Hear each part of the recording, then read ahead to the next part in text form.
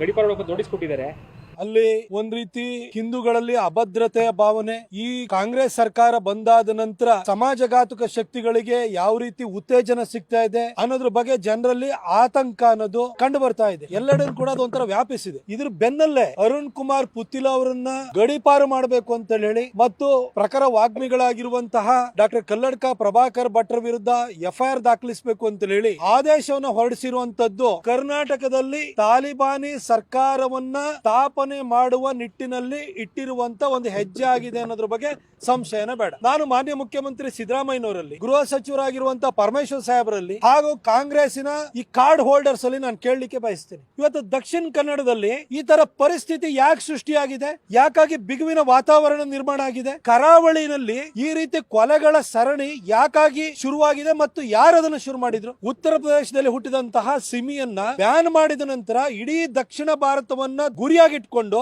Popular front of ಇಂಡಿಯಾನ ಸ್ಥಾಪನೆ ಮಾಡಿದ್ರು. ಅದರ ಪೊಲಿಟಿಕಲ್ ವಿಂಗ್ ಆಗಿ SDPI ಶುರು ಮಾಡಿದ್ರು. ಹಾಗೆ ಕರ್ನಾಟಕದಲ್ಲಿ KFD ಇಂದ ಕರ್ನಾಟಕ ಫೋರಂ ಫಾರ್ ಡಿಗ್ನಿಟಿ ಅಂತ ಹೇಳಿ ಕರ್ನಾಟಕಕ್ಕೆ ಒಂದು ಚಾಪ್ಟರ್ ನ PFI ನವರು ಪ್ರಾರಂಭ ಮಾಡಿದ್ರು. ಕೇರಳ ಮಾದರಿಯ ಹತ್ಯೆಗಳು ಈ PFI, SDPI ಮತ್ತು KFD ಇಂದ ಕರ್ನಾಟಕಕ್ಕೆ ಕಾಲಿಟ್ಟಿದ್ದು. ಅದಾದ ನಂತರ ಇವೆಲ್ಲ ಸರಣಿ ಹತ್ಯೆಗಳಾಗಿರುವಂತದ್ದು. ಇವತ್ತು ಕರಾವಳಿನಲ್ಲಿ ಆತಂಕದ ವಾತಾವರಣ, ಹತ್ಯೆಗಳ ಸರಣಿ ಯಾಕಾಗಿ ನಡೀತದೆ? ಯಾರು ಶುರು ಮಾಡಿದ್ದು? ಇದೇ PFI, KFD ಮತ್ತು SDPI ಅವರು ಕೇರಳದಿಂದ ತಂದಿರುವಂತಹ ರೋಗ ಮತ್ತು ಜಾಡ್ಯ ಇದಾಗಿದೆ. ಒಂದು ವೇಳೆ ಪ್ರವೀಣ್ ನೆಟ್ಟಾರ್ ಹತ್ಯೆ ಮಾಡಿಲ್ಲ ಅಂದಿದ್ರೆ ಈ ರೀತಿ ಹತ್ಯೆಗಳ ಒಂದು ಸರಣಿ ಪ್ರಾರಂಭ ಆಗ್ತಾ ಇತ್ತ. ಮೊನ್ನೆ ಸುಹಾಸ್ ಶೆಟ್ಟಿ ಅವರನ್ನ ಕಗ್ಗೊಲೆಗೈದಿರುವಂತವ್ರು ಯಾರು? ಪ್ರವೀಣ್ ನೆಟ್ಟಾರ್ ಅವರನ್ನ ಹತ್ಯೆ ಮಾಡಿದಾಗ ಅವತ್ತೇ ಹೆಡೆಮುರಿ ಕಟ್ಟಿದ್ರೆ ಕೇರಳ ಮಾದರಿಯ ಹತ್ಯೆಗಳು ಕರ್ನಾಟಕ ಬಂದಿರೋ ಜಾಡಿ ಹಿಡಿದು ಹೋಗಿ NIAಗೆ ಎನ್ಕ್ವೈರಿನ ಕೊಟ್ಟು ಮೂಲದಲ್ಲಿ ಅದನ್ನ ಚಿವುಟುವಂತ ಕೆಲಸವನ್ನು ಮಾಡಿದ್ರೆ ಇವತ್ತು ದಕ್ಷಿಣ ಕನ್ನಡದಲ್ಲಿ ಈ ಪರಿಸ್ಥಿತಿ ನಿರ್ಮಾಣ ಆಗ್ತಿರಲಿಲ್ಲ. ಆದ್ರೆ PFI, KFD, SDPI ಇಂದಾಗಿ ಕೇರಳ ಮಾದರಿ ಹತ್ಯೆಗಳು ಕರಾವಳಿಗೆ ಬಂದು ಇಡೀ ಕರಾವಳಿ ಇವತ್ತು ಆತಂಕದಲ್ಲಿದೆ. ಇದು ಬರೀ ಕೇವಲ ಹಿಂದೂಗಳು ಮಾತ್ರ ಅಲ್ಲ,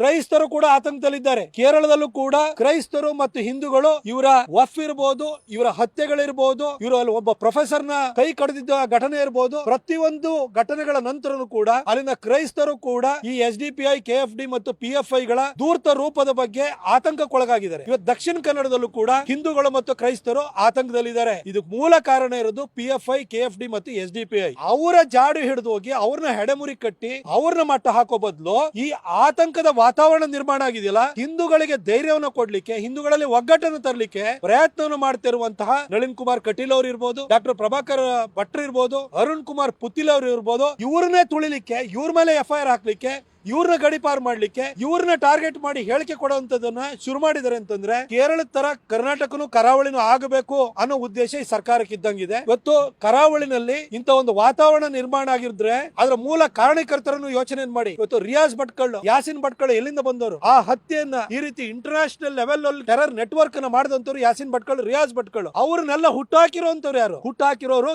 ಕೇರಳದ ಮೂಲದಿಂದ ಬಂದಿರುವಂತವ್ರು. ಅಲ್ಲಿ ಕೇರಳದ ಮೂಲದಿಂದಲೇ ಬಂದಿರುವಂತ ಈ ಒಂದು ಹತ್ಯೆಯನ್ನ ನೀವು ಜಾಡು ಹಿಡಿದು ಹುಡುಕಿ ಅದನ್ನು ಮಟ್ಟ ಹಾಕುವ ಬದಲು ಹಿಂದೂಗಳ ಧ್ವನಿಯನ್ನು ಹುಡುಗಿಸ್ಲಿಕ್ಕೆ, ಆತಂಕವನ್ನು ವ್ಯಕ್ತಪಡಿಸುತ್ತಿರುವಂತಹ ಹಿಂದೂ ನಾಯಕರುಗಳನ್ನ ಜೈಲಿಗೆ ಹಾಕ್ತಿವಿ ಅನ್ನೋ ಒಂದು ಭಾವನೆಯನ್ನ, ವಾರ್ನಿಂಗ್ ಅನ್ನ ನೀವು ಕೊಡ್ತಾ ಇದ್ದೀರಿ. ಇದನ್ನ ನಾವು ಸಹಿಸಿಕೊಂಡಿರಕ್ಕಾಗಲ್ಲ. ಪ್ರಭಾಕರ್ ಭಟ್ರು, ಅರುಣ್ ಕುಮಾರ್ ಪುತ್ತಿಲ್ ಅವರು ಹಾಗೂ ಹಿಂದೂ ಕಾರ್ಯಕರ್ತರ ಪರವಾಗಿ ಇಡೀ ಕರಾವಳಿ ಇದೆ. ಮಾನ್ಯ ಸಿದ್ದರಾಮಯ್ಯನವರೇ, ಇವತ್ತು ಕನ್ನಡದ ಒಂದು ಸ್ಥಳವಾಗಿದ್ದಂತ ಕಾಸರಗೋಡು ಇವತ್ತು ಪರಿಸ್ಥಿತಿ ಏನಾಗಿದೆ ಅಂತ ಯೋಚನೆಯನ್ನು ಮಾಡಿ. ಇವತ್ತು ಕರಾವಳಿನೂ ಕೂಡ ಕೈ ತಪ್ಪಿ ಹೋಗುವಂತ ಸ್ಥಿತಿ ಬಂದೋಗಿದೆ. ಇವತ್ತು ಇದ್ರ ಮಧ್ಯದಲ್ಲಿ ನಿಮ್ಮಂತವರು ಇಂತ ಆತಂಕದ ವಾತಾವರಣ ಸೃಷ್ಟಿ ಮಾಡ್ತಿರೋರಿಗೆ ಪೋಷಣೆಯನ್ನು ಮಾಡ್ತಿದ್ರೆ ಹೊರತು ಕರ್ನಾಟಕವನ್ನ, ಕನ್ನಡವನ್ನ, ಇಲ್ಲಿನ ನೆಲ ಜಲ ಸಂಸ್ಕೃತಿಯನ್ನ ರಕ್ಷಣೆ ಮಾಡ್ಲಿಕ್ಕೆ ಹೋರಾಟ ಮಾಡೋರನ್ನ ತುಳಿಯೋ ಮುಖಾಂತರವಾಗಿ ನೀವು ತಾಲಿಬಾನ್ ಸರ್ಕಾರವನ್ನ ತರಲಿಕ್ಕೆ ಎಲ್ಲ ಪ್ರಯತ್ನವನ್ನ, ಸಿದ್ಧತೆಯನ್ನ ಮಾಡ್ತಾ ಇದೀರಿ ಅಂತ ನನಗೆ ಸ್ಪಷ್ಟವಾಗಿ ಅನಿಸ್ತಾ ಇದೆ.